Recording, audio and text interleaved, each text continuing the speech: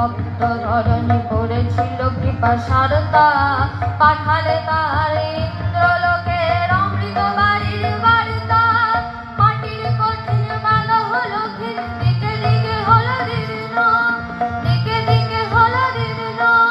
নবয়ম্বর জয় পতাকায় ধরাতলে সমাকীর্ণ, ছিন্ন হয়েছে বন্দন মন্দির, ছিন্ন হয়েছে বন্দন মন্দির। হে গম্ভীর, হে গম্ভীর, হে গম্ভীর, নীল অঞ্জন ঘন কুঞ্জ ছায়ায় সমৃত অঙ্গন। হে গম্ভীর, হে গম্ভীর, নীল অঞ্জন ঘন কুঞ্জ ছায়ায় সমৃত।